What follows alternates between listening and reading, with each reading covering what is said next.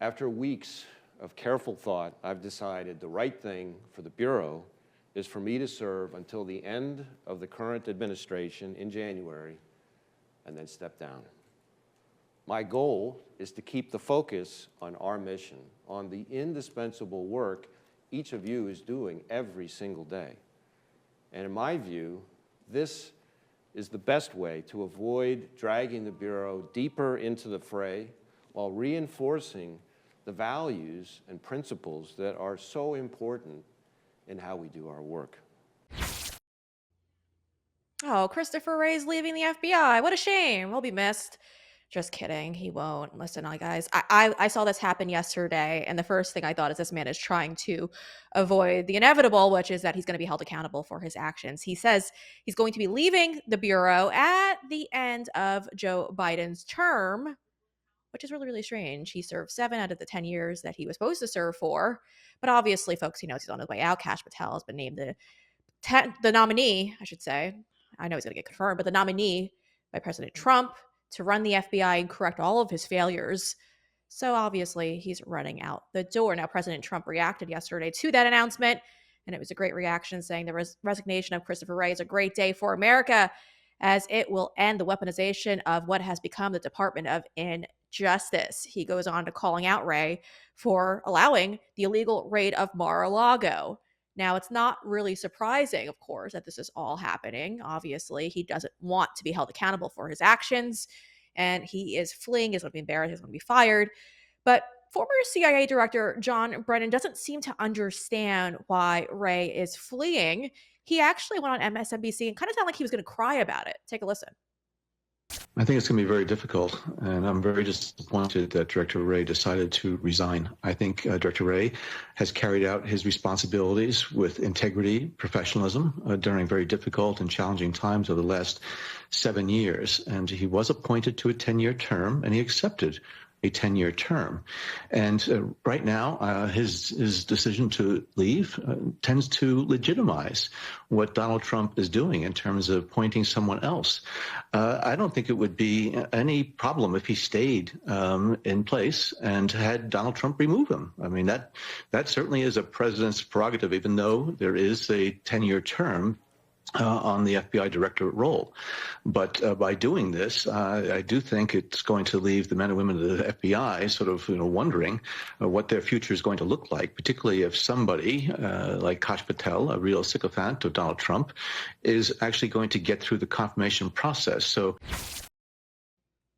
Well, Kash Patel is going to get through the confirmation process, and the boys and the girls over at the FBI have a rude awakening ahead of them. Joining me to discuss is Kyle Seraphin. He's an FBI whistleblower and host of the Kyle Seraphin Show on Rumble. Make sure you guys give that a follow. Kyle, John Brennan is giving Christopher Wray some advice, and he doesn't think he should have resigned. Do you think Christopher Wray should have resigned at the end of the term? I'm fine with it. It's kind of indifferent. I mean, most people think it's going to be the bigger deal than it is. The fact of the matter is the FBI director doesn't run the FBI, even though the FBI director ought to run the FBI. Chris Wray told us that when he went and interviewed with Bret Baier. He said, I have oversight of the FBI. That's mostly correct. The FBI director role, as it's been for the last probably 2 or 3 directors, has been a bubble-wrapped, insulated figurehead, someone that goes out and gives platitudes and gives speeches and says things about principles and doing the right thing in the right way at the right time and tackling hard and all the other nonsense that we've seen kind of B-rate actor Chris Wray do. But they don't run the nuts and bolts of the FBI, and they don't actually go out there. They have plausible deniability, which is what we kept seeing every time you went and did these oversight hearings.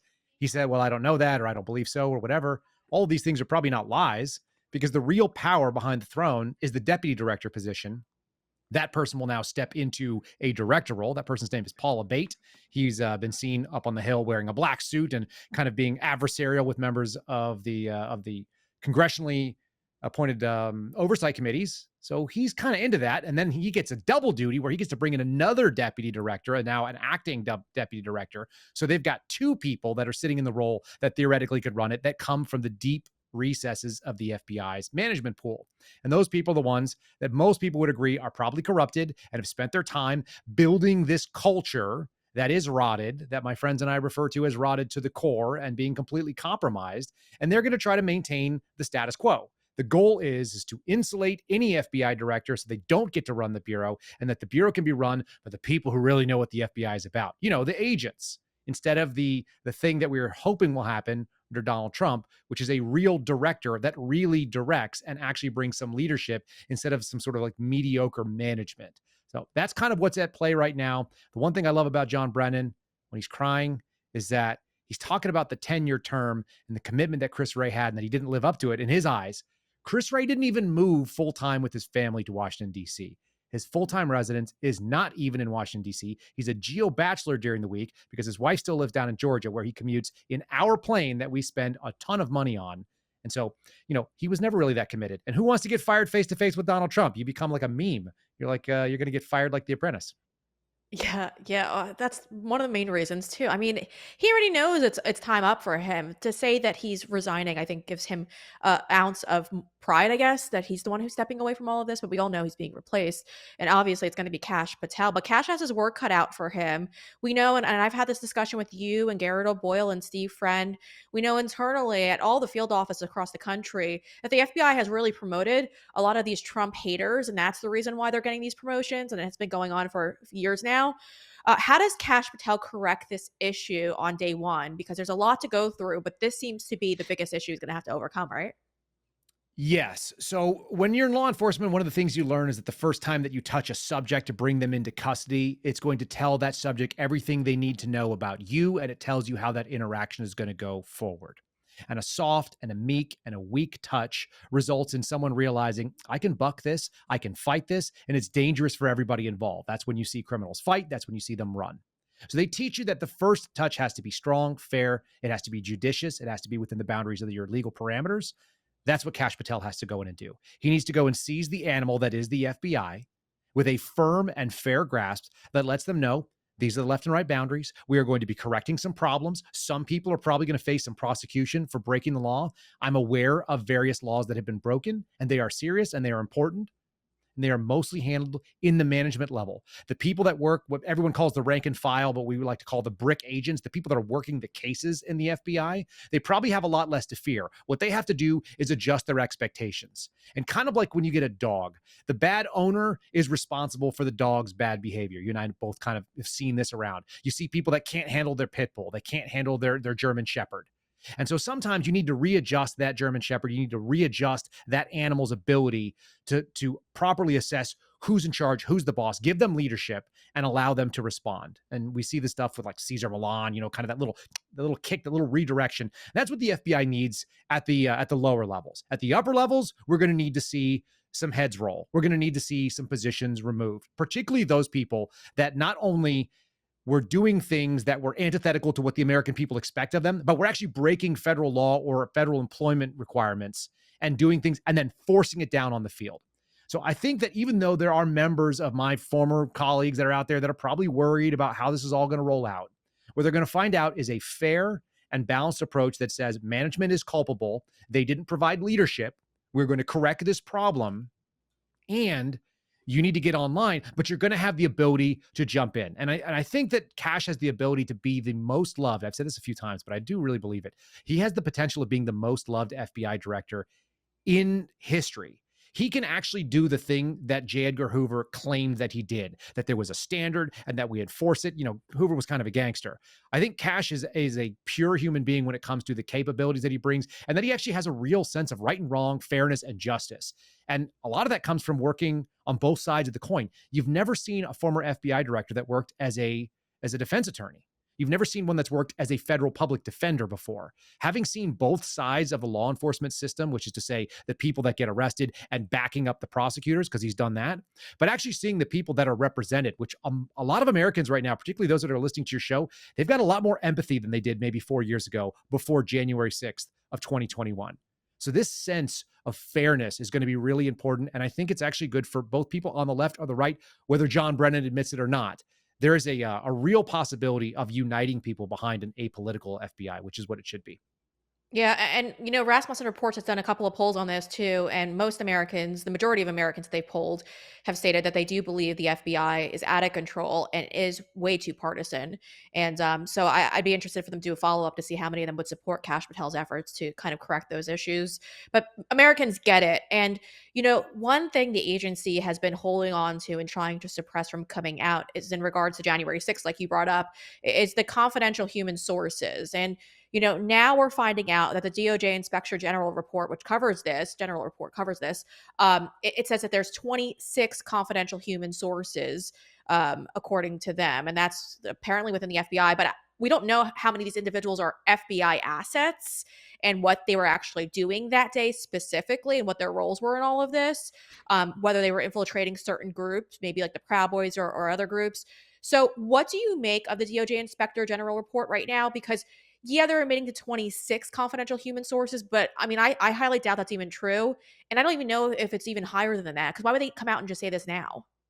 Well, so I read that report as far as I could get into it, but it's full of a lot of either lies or light on the information. So they made a couple of claims that I know are objectively false. They said that there's one domestic terrorist squad out of the Washington field office. I worked there for 5 years. There are three. There's one that covers Northern Virginia, one that covers Washington, D.C., and one that covers the area of Maryland that touches D.C.'s area, area of responsibility. So that's false. Okay. I know that they said that there was not a bureau-wide canvas. A canvas is a request that they put out in email format, that there wasn't a request for CHSs, confidential human sources, to travel to the Washington field office area during this January 6th time. That's false. 3 different agents that I've spoken to, including myself, so that's 4, have seen that email. We know what it is. It's just a matter of being able to get back and access it so that I know it exists, and they missed that somehow.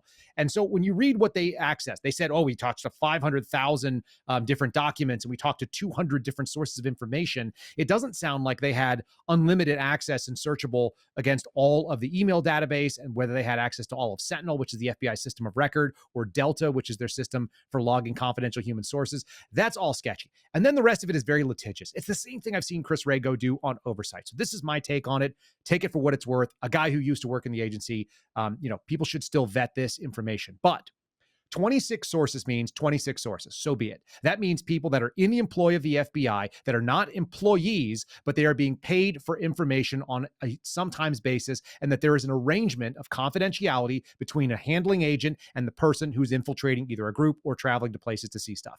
Fine, 26 of them. They also mentioned explicitly that there were 0 UCEs. A UCE is an undercover employee, but that's a very specific type of FBI employee. I was not a UCE, and I was regularly in the crowd for things like Trump's inauguration, Biden's inauguration, every single NSSE, which is the National Special Security event, also mentioned, by the way, in that document. So whenever they have those, there's tons of non-undercover employees that are operating in what they might call a low visibility or covert role, and that doesn't mean that there weren't FBI agents walking around in that crowd. In fact, I believe that there probably were. They also said the FBI did everything it needed to prepare for that event. And I know that's false because they didn't declare that event an NSSE, which is something they do all the time for things like the July 4th parade. They do it for the State of the Union every year. They do it for every single inauguration. It means that you pull out all of the assets from the federal government, from the Department of Energy to the ATF to the FBI's dive team riding up and down on the boats. There are all kinds of things you could do. And by the way, the FBI picks up the tab for overtime for the DC Metro PD and for all the other assets. They also mentioned the U.S. Park Police wasn't well involved. I know the FBI didn't do everything necessary because my team would have been one of the teams that would have been on standby with the United States Park Police at a place called the Eagle's Nest, which is just outside of the National Mall area. It's a little staging area where they have their helicopters. That's where my team sits whenever they have NSSEs, and the Bureau is on full preparation. The DOJ's OIG seemed to give a lot of cover to the FBI, but I don't think it was warranted. And when I read it, it looked like a CYA document to me where they said the government has investigated the government and found no wrongdoing, but here's some ideas we could do a little bit better on. But we did a really good job. That's what I took that as, and I found it pretty nauseating. And I've actually had reporters that actually cover it from a pretty leftist bias that also thought it was lazy information. It looks very litigious, and it seems like they are kind of like covering things up in plain view by ignoring certain things. Like I say, covert employees are different, undercover employees are different, and just people in plain clothes, a guy dressed like me could be a federal agent that would not be undercover, but I could still be out in that crowd. And so I find it really offensive. They also focused very narrowly on DOJ assets. What we don't see anything about is DHS assets. And DHS is the ones that don't even have the rules the FBI or the US Marshal Service or the DEA have, and the ATF have the same ones. They actually operate under no playbook at all. And so they can do any number of things, and we didn't see any coverage on that. And that's not what the OIG for DOJ does. So this document, it's one little snapshot. I'm very excited to see, what happens in January of 2025. This won't be the first thing that needs to be uncovered, but it is on the list, I think, of special projects that need to get complete transparency so Americans can have a little bit of faith in what's going on out there. Yeah, and I hope we could get that, because I mean, at this point it's so crazy, because just the little bit of details that I've been reading into for the last couple of hours, it seemed like it was missing a lot, and it seemed like it was a softball to kind of clear everything on their end, so that when there is this administration changeover, that when the truth does start to emerge, they could just pretend like they tried and that they did something, or that they tried telling us the truth. But we all know that they didn't. I want to bring this up before we go, though. I think this is really important because you put out a great tweet about it. There was just a story that came out earlier today, too. Lots of FBI stories today, folks. A former FBI informant pleaded guilty to lying about a $10 million bribe that a Ukrainian businessman paid the Vice President Joe Biden and his son to protect his firm from looming corruption and investigations.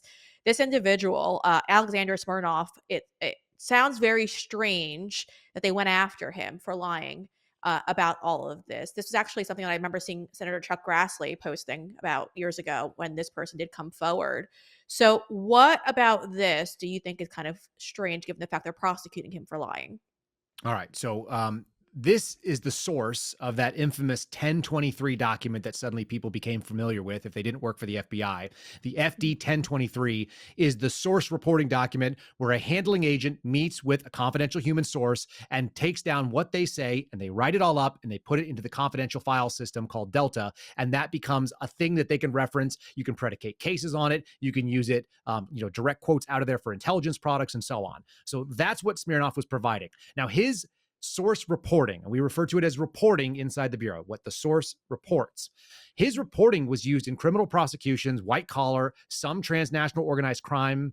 He was used in multiple prosecutions over a period of like almost 15 years. The first one that I see where they said his first admonishments were in 2010. Admonishments are where you tell a source, you're working with me, but you don't have to work with me. These are the rules of our engagement. And one of them is you can't lie to me. You can't tell me something false.